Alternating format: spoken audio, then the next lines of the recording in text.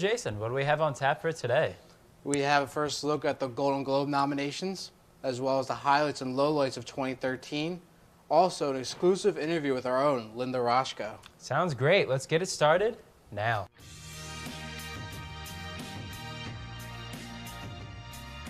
Coming to you from Cherry Tree Corporate Center in Cherry Hill, New Jersey, just minutes from Philadelphia, it's Entertainment Now. East Coast latitude, West Coast attitude. With our finger on the pulse of Hollywood, we bring you the latest in entertainment news. Experience the source for all your breaking Hollywood gossip and updates on today's most popular stars. Coming to you live from our state-of-the-art studio in Cherry Hill, New Jersey, it's Ray and Jason the Duff Man.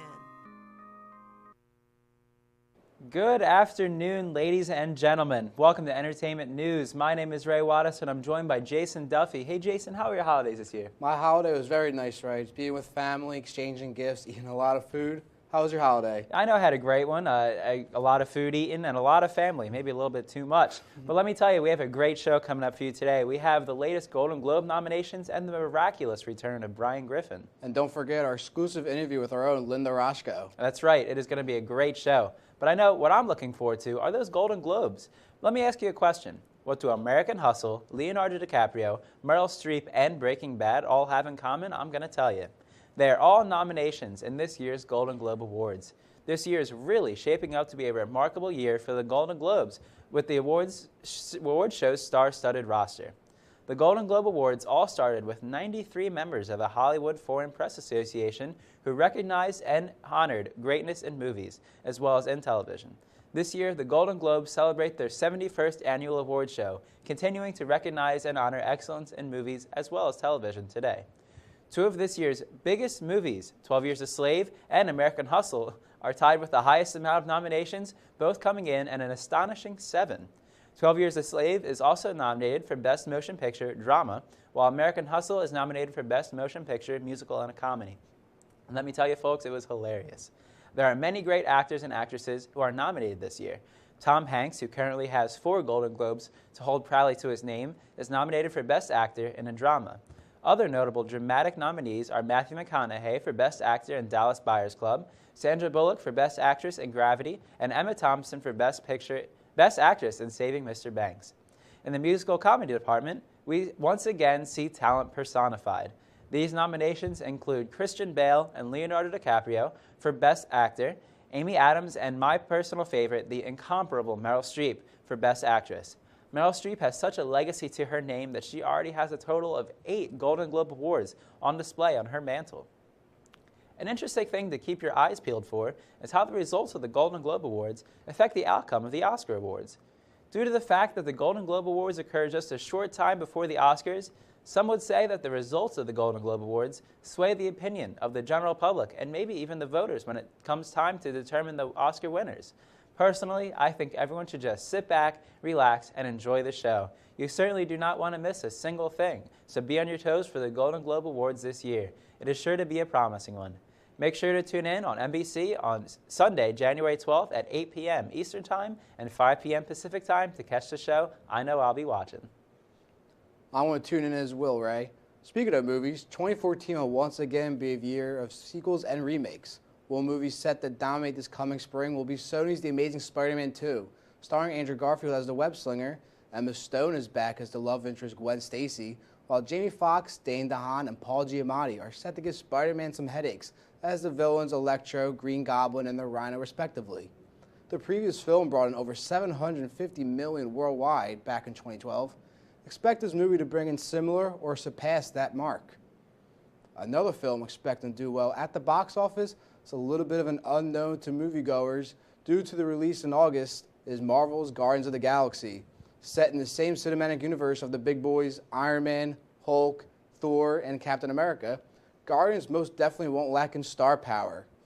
The cosmic team will include Chris Pratt, Zoe Saldana, wrestler Dave Bautista, and the voice talents of Vin Diesel and Bradley Cooper, while having their hands full with the likes of Benicio del Toro, Lee Pace, and Djimon Hounsou.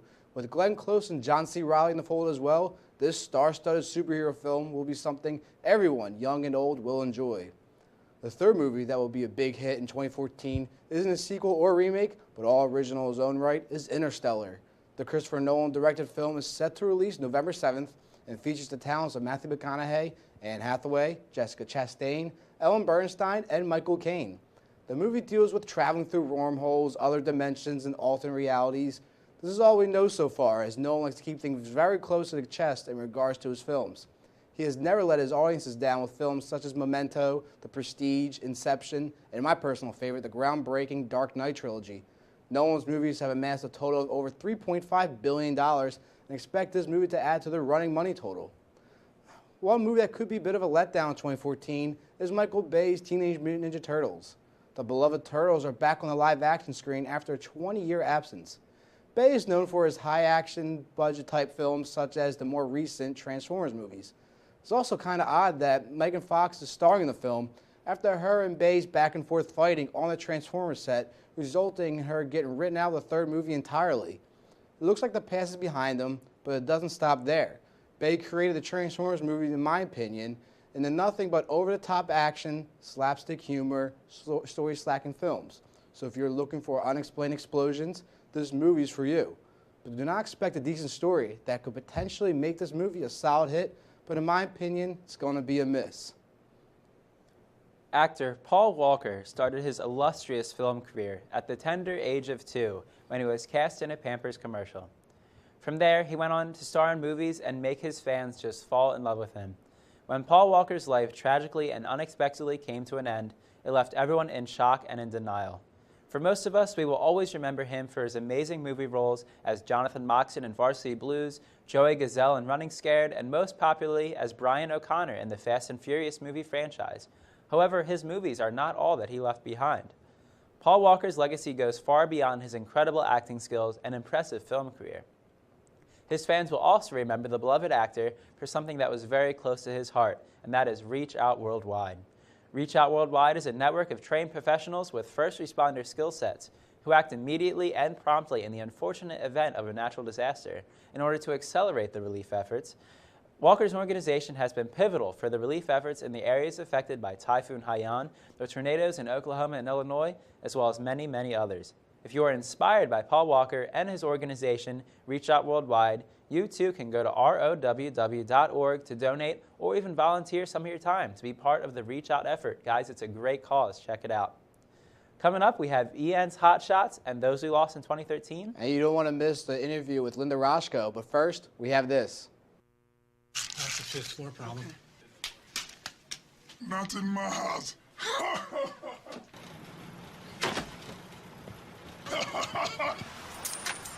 No. Not today. Jimmy, how happy are folks who save hundreds of dollars switching to Geico? Happier than Dikembe Mutombo blocking a shot. Nice. Get happy. Get Geico. 15 minutes could save you 15% or more. Tired of working that same old dead-end job? Ready to start your career in TV or radio? Well, it starts right here at the Connecticut School of Broadcasting in Cherry Hill, New Jersey. Come take a studio tour and check out what CSB has to offer you. We have state-of-the-art radio and television studios where you'll learn to film, anchor, mix, and edit your video. You'll also be able to edit, mix, and record audio as well.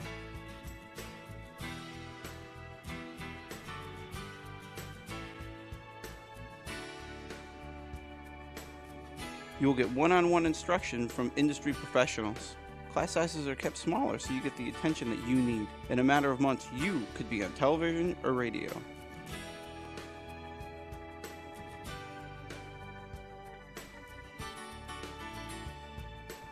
Call 1-800-TV-RADIO today.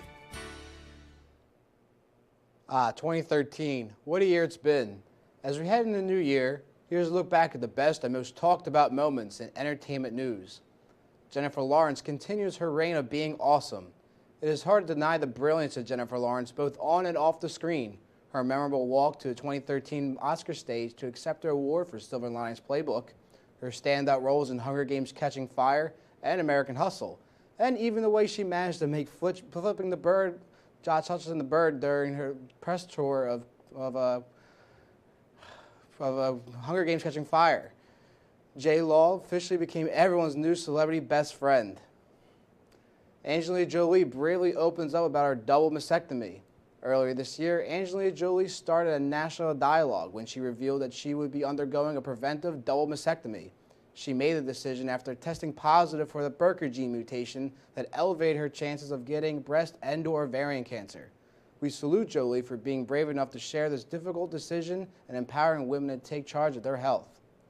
Also, Kerry Washington dominated 2013. The surprise rise of the actress had a huge rock star year with her hugely popular addictive show, Scandal, which rewarded her with a well-deserved Emmy nomination for Best Actress in a Drama Series. To cap it all off, Washington also became the first African-American actress to lead a network drama in almost 40 years. Macklemore and Ryan Lewis' Same Love success. Yes, the duo once sang about the joys of thrift shopping, but the song Same Love, about gay rights, had a more serious message. The track was released in 2012 as part of Macklemore's album The Heist, but the song shot to popularity this past year after a stirring VMA performance. The duo successfully opened a discussion about positive portrayal of homosexuality in rap music, and the love continued as they recently received a Grammy nomination for Song of the Year. Also, the royal baby was born. It was as big as a moment as the royal wedding itself. Prince William and Kate Middleton had a son named George, and everyone went crazy, from the 24-hour royal baby watch to all the royal baby merchandise, including iPhone cases and laundry detergent. The birth of Will and Kate's son was a moment the world shared. Also, Robin Thicke's Blurred Lines takeover, with sick beats by Pharrell Williams, great vocals, and a controversial music video, Blurred Lines quickly became the song of the summer. Robin Thicke's mega hit dethroned Daft Punk's Get Lucky to lead the Billboard charts for 12 full weeks, a feat accomplished by only 2 other songs ever. As we all know from the cringeworthy 2012 Oscars, James Franco is not always great at everything. But here's what is great: Franco's sense of humor. In September, Franco allowed Comedy Central to put together a roast for him, and many of his famous friends were invited to completely destroy the poor guy. Seth Rogen, Jonah Hill, Aziz Ansari, Bill Hader, Andy Samberg, Nick Kroll, and more of our favorite comedians hit on everything in the James Franco arsenal, from rumors about his personal life to poking fun at some of his movie choices. Luckily, a good sport Franco played along. And also, Tina Fey and Amy Poehler hosted the Golden Globes. It only made sense that 2 of the funniest women in America would make an epic Golden Globes hosting duo. All their bits were perfectly timed, not running too long or too short. They were never mean-spirited or crude. They were able to poke fun at everyone from the Hollywood Foreign Press, Daniel Day-Lewis, Lena Dunham, and Ben Affleck. We can't wait for them to do it all over again this year and in 2015 as well. Every day, thousands of us pay money to go to a movie theater to sit down and lose ourselves for 2 hours in an entirely new world with our favorite actors and actresses. A movie is so intriguing because it allows us to emerge into a world that is entirely different than our own. There is a certain magic about the movies in a way that allows people to forget all about the stress of their day and help to put them at ease. However, movies would not be as appealing if it were not for the extraordinary presence of the movie's performers. The actors and actresses that star in our favorite films help to take us away from the pressures of our everyday lives, even if it is only for just a few hours. Sometimes an actor or an actress can feel like a part of our family or a best friend, and we let these celebrities into our lives and daydream what it would be like to actually know them personally or to live a lifestyle similar to theirs. Our connection to these celebrities grow over time and can feel so real that if something were to happen to them, it would be totally devastating. When a beloved actor or actress passes away, it is a tragedy to not only those who knew the person, but to all of that person's fans. To a fan of a departed celebrity, it can feel like they lost a member of their own family or one of their best friends. There is a sense of emptiness that hangs heavily in the air this year. The world has lost some of the best. Their departure has left their family, friends, and fans mournfully heartbroken.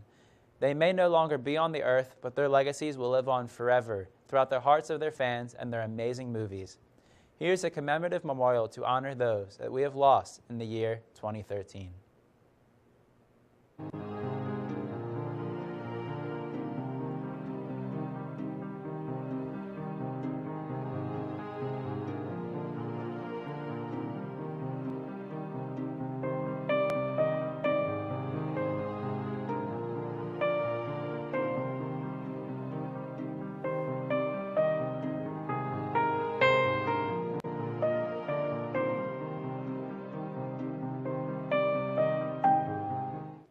They all will surely be missed.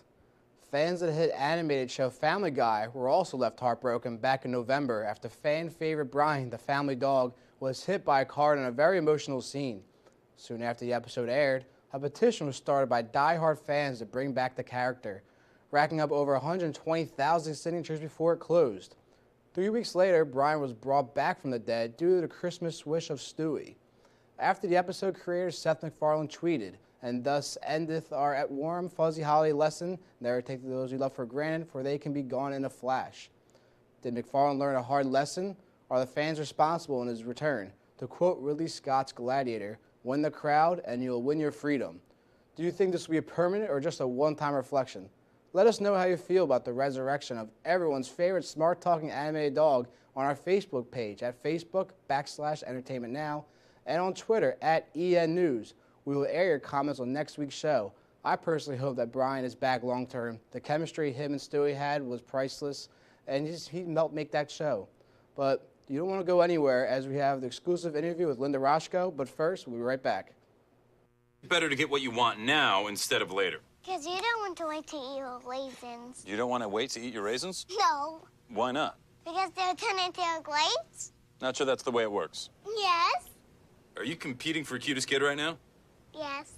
And what place are you in? Kindergarten? That's adorable. It's not complicated.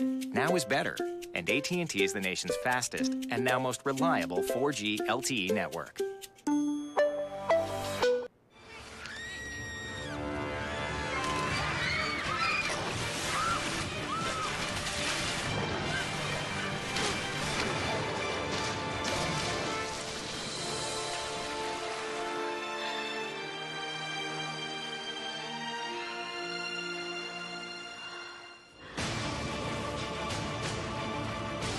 New Axe Apollo. Join now at axeapollo.com for your chance to go to space. Oh, Egg McMuffin. Good call, babe. Fresh cracked egg. Oh, look at all the fruit in here. We've got to try this, honey. Oh, you're not my honey. It's so good. The simple joy of getting lost in a great breakfast. That's actually how we met. Ew. Welcome back, everybody. Many people dream about being famous one day and fantasize what it would be like to actually be on a TV show or to perform in front of a large crowd of thousands and thousands of screaming fans. For one local Pennsbury graduate, this dream was soon realized. Matthew Schuler, Pennsbury High School graduate, auditioned for the hit television show The Voice. This past season, Schuler, age 20, went to the blind audition and sang Cough Syrup by Young the Giant, a great track. Schuler wants nothing more than to influence the people and change the world with his music. In an interview after his audition, he admitted that he was just freaking out on the inside when all four judges' chairs turned around at the exact same time. According to a tweet by The Voice's Twitter account on Monday night following Schuler's blind audition, that was the quickest four-chair turn in the history of the entire show. Matthew Schuler, a Pennsbury grad and current Westchester University student, has been involved with music for most of his whole life. In high school, he performed in all of the school's different choir performances for 3 of his years at Pennsbury, and he was also involved in many different musical productions at the school. He's also the frontman for a local band called Threshold. Check them out. They're a great band. He has also worked for Sesame Place in Middleton as an entertainer. Schuler decided to choose singer Christina Aguilera as his musical coach in hopes of winning the competition. But unfortunately, Schuler did not end up winning the entire competition. But his experience on The Voice was a fulfilling one, and Schuler learned a lot from his coach, Christina Aguilera. She taught Schuler that the most important thing for him is to let his heart show through his music. And all the great musicians can really do that. Schuler received nothing but high praise from his old high school teachers, saying he is extremely talented and very respectful about everything. Matthew Schuler is certainly much more well-known after being on The Voice, and he is sure to go far with his music career. With true talent, confidence, and perseverance, anything is possible, and anyone can make their dreams into a reality. We teased it long enough. Now here's our own Linda Rashko interviewing American Hustle's Bradley Cooper and Jennifer Lawrence. Hey Bradley, it's great to be here with you today. Can you tell us what your character was like as Richie DeMasso in American Hustle? He's a man who wants to be where he's not, which is a dangerous place for a strong young male to be mentally, because he can cause a lot of damage. And he doesn't like that he lives at home, but he has no power, and he has all these ideas. He has aspirations to have a grander scheme in his own life, and then he meets, and then all of a sudden he sees these sort of shiny objects, these con artists that are so good at what they do, and they dress different than he is, and they look like their life is sexy, and so he just kind of wants to become them. Also, can you let us know what your relationship was like with Amy Adams? He was trying to show off for her. He's trying to tell her, like, look what I did. I set this thing up to try to torture you. You know what I mean? Like, it was my idea. Like, he wants her to know that it's like him. Like, he's controlling this whole thing. That's his other thing. He wants you to know that, like, I did this, which is that's a pretty problematic place to be if you're constantly wanting that affirmation for people to know that you're making these decisions. But no, his love for her is pure. That is not a manipulation when he says, I like you. I mean, he really is like a kid. He's like, so you know, I'm not supposed to say this, but I like you. Can you let us know what it was like to work with the famous director, David Russell? He wrote a very specific script, very strict guidelines, and then he rewrites stuff on the day but everything is very relative to what's relevant to the story he wants to tell. So it's not sort of this like, yeah, let's do this and let's try this. No, it just happens to be happening in the moment. He's making these decisions now, and then he wants you to respond now and be able to dive in now. So it's almost as if everything is happening in the very moment that we're doing it. Also, can you let us know what your relationship was like with Amy Adams? Amy is incredible, and our stuff is sick. In terms of like the experience, it was just so easy. It was very easy with her. It all flowed. There's very few scenes that Richie and Sidney have together to create this whole relationship in terms of how much space in the movie they have. And I think we were able to really pack in a lot of information for the audience in these short scenes, and that's because it was so easy for us to work together. Can you let us know what it was like to work with Christian Bale? With Christian, I was just sort of so amazed that I was standing with this man that I love as an actor in movies in the same room with him, as Richie DeMasso, and he as Irving Rosenfeld. I loved when we got to just get into it. It was kind of wonderful. And lastly, Bradley, what do you think the audience will take away from this film? And hopefully they'll enjoy the magical moments of the movie. That's what I enjoy. The singing of Delilah, the nail polish scene into the Studio 54. I love that whole section of the movie. Is very special. Seeing Richie at home in his element, eating chicken on the toilet in the bathroom. You don't really see that. Seeing the home life of Irving and Rosalind. Seeing that scene with Rosalind and Jack Houston, when she says change, I don't like change is hard for me. That moment is just incredible. Okay, well, it was so nice of you to take the time to be with us here today, and thanks again for coming out, Bradley. Great seeing you again. Hi, Jennifer. It's so good to be here with you today. Thanks for taking the time out of your busy schedule to be with us. We really appreciate it. Can you tell me what kept you two together? What kept the couple together in such a crazy relationship? She has a son, and he married her trying to do the right thing, and he's always, which is weird to say about a con man, but is always, personally, on a very personal level, trying to do the right thing, and she is convinced that divorce is morally wrong. So I think she's pulling at his heartstrings. And can you let us know what the characters are trying to accomplish in this film? I think these characters are all trying to accomplish their own happy ending. They're all trying to be their better selves, if that's have a better life, and that's through this person's suffering. Sorry, collateral damage. Yeah, I think everybody's just trying to make it through and to survive and to have their happy ending.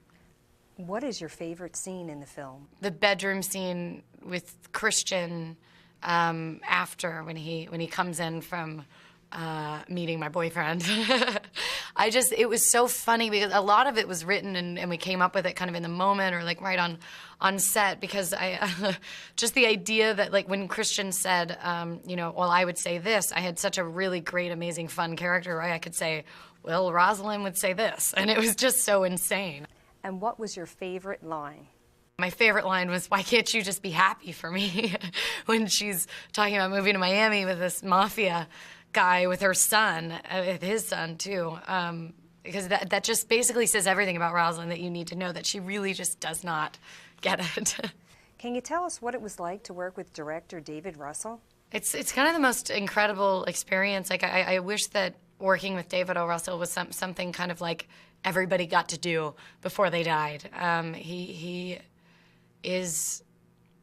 I have him to thank for everything, for my career and for also teaching me so much about myself. And working with him is just like working in the most raw, creative, exciting way. It's not like a normal movie where you're repeating the same thing over and over and over again and everything is kind of based around the cameras. Like we start performing and then he just throws in the cameras wherever they can fit, and it's so spontaneous. There's never a boring moment on set.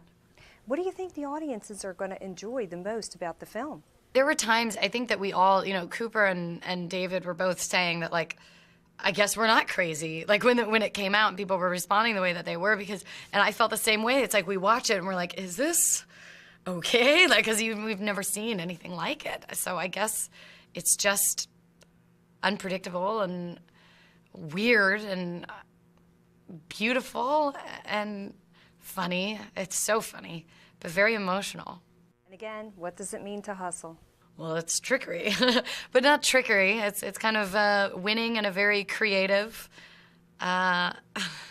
tricky way. And thanks again, Jen, for joining us here today. We really, appreciate you taking the time out of your busy schedule. Thanks again. It was great to see you. Thank you, Linda. I'm super jealous you're able to interview two of my favorite Hollywood stars. Now let's run down some of our quick topics. Chris Brown's probation's revoked, ordered to continue rehab. Dylan Sprouse owns up the nude photo leak, while Danity Kane takes on Miley Cyrus at reunion show and makes it look easy. Kurt Sutter's new project, the Sons of Anarchy creator, has a new pilot titled The Bastard Executioner. Director James Cameron returned to New Zealand to shoot 3 new Avatar sequels. For all the juicy details, go to entertainmentnow.csb.com and click on the Q Topics link. I'm sure every girl dreams about the perfect moment when the man of her dreams gets down on one knee and proposes to her. For one very lucky girl, her wedding proposal will forever be the envy of girls everywhere. On Sunday, December 15th, at Justin Timberlake's concert in Louisville, Kentucky, Kim Martin got to live out every girl's dream. Not only did she get escorted on stage by Justin Timberlake himself, but she got the ultimate proposal. Kim's boyfriend, now fiancé, Joshua Clemens, contacted the singer, Justin Timberlake, prior to the Sunday night concert in Louisville.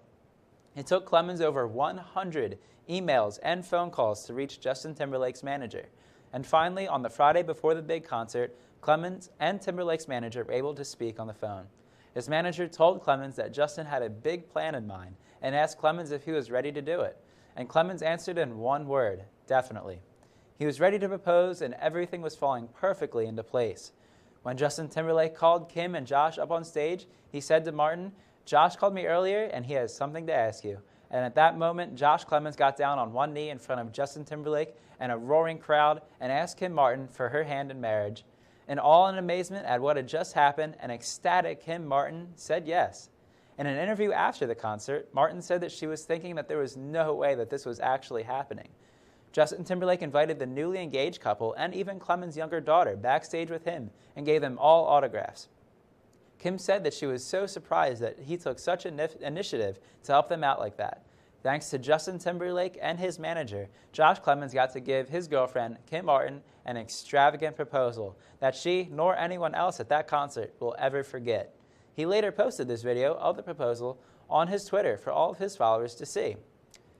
Man, I tell you, he really set the bar high for us guys. He did. I'm looking to propose to my girlfriend, and now I just can't take him out to take her out to dinner. I just got that bar set super high now. Yeah, hopefully you went to Jared. You got to step your game up. I know I'm looking forward to those the Golden Globe show on Sunday. Yeah, this coming Sunday, I'm looking forward to seeing what awards American Hustle gets. I'm a big fan of it. You saw it, right? Yeah, it was hilarious. But the thing I'm going to be looking for this Sunday is The Wolf of Wall Street, and if Leonardo DiCaprio takes home the award for that. He played a great show, but it's really interesting.